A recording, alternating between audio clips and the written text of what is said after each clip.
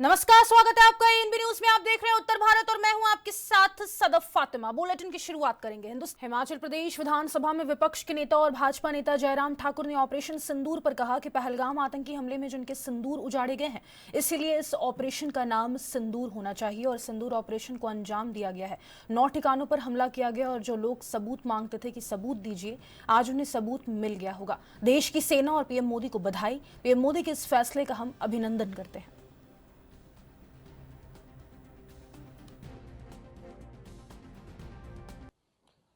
सबसे पहले तो मैं बधाई देना चाहूँगा देश के हमारे यशस्वी प्रधानमंत्री जी को कि जो बोला था वो भरोसे के साथ लोगों ने अब देखा है।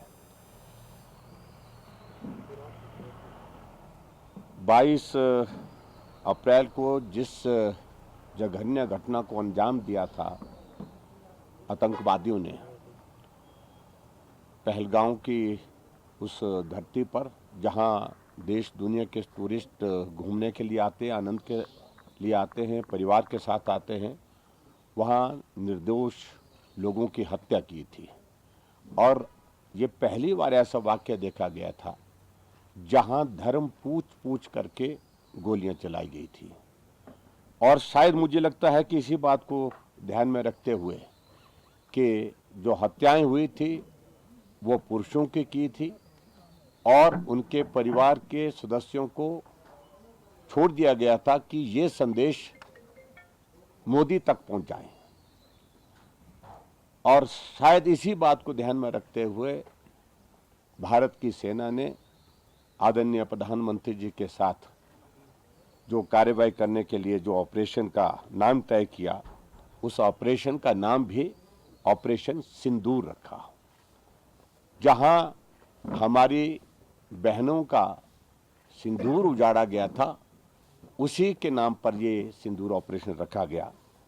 और मैं इस बात के लिए ज़रूर कहना चाहूँगा कि अब की बार ये जो अटैक किया गया है, ये अटैक कोई पीओके पर नहीं, ये पाकिस्तान के अंदर जाकर के 100 किलोमीटर से भी अंदर जाकर के जो है अटैक किया गया है और बहुत जिम्मेवारी के साथ ही अटैक किया गया है।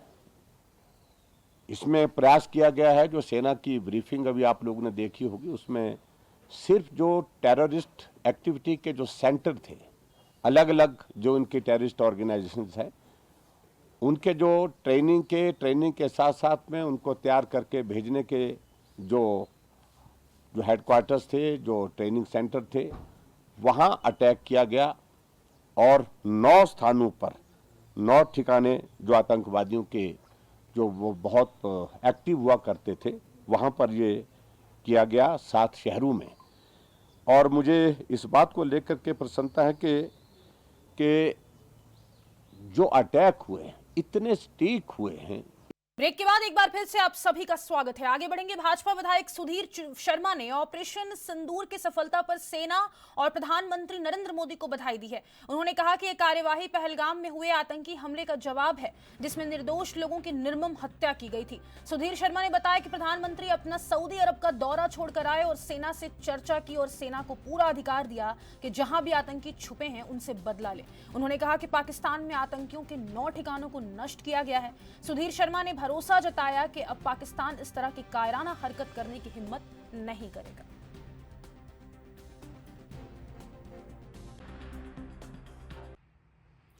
नमस्कार साथियों, 22 अप्रैल को हुए पहलगाम में निर्दोष लोगों के निर्मम हत्याकांड के बाद से लेकर पिछले कल तक ये लगता था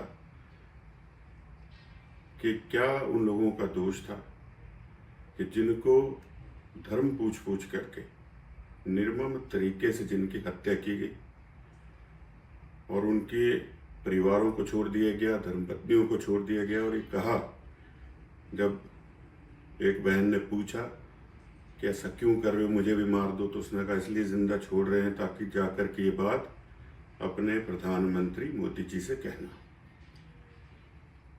देश के अंदर 22 अप्रैल से लेकर ही आज तक जो है वो बहुत बड़ा रोष था। और उस रोष के बीच में जिस तरह से श्रद्धेय प्रधानमंत्री जी अपना सऊदी अरब का दौरा छोड़ करके आए, अपने सारे कार्यक्रम जो हैं उनको रद्द किया और सेना के साथ मिलकर के पूरी चर्चा करके सेना को ये कहा कि आपको पूरा अधिकार है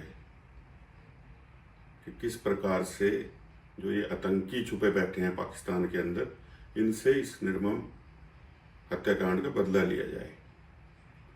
पिछले कल रात तक कुछ विपक्ष के साथी, कुछ अन्य लोग जो कि समाज के ठेकेदार बनते हैं, लगातार जो है वो सोशल मीडिया पर अलग अलग जगह ये कह रहे थे कि कुछ नहीं होगा और ये सिर्फ इसी तरह की बातें बना रहे हैं, भाषण दे रहे हैं।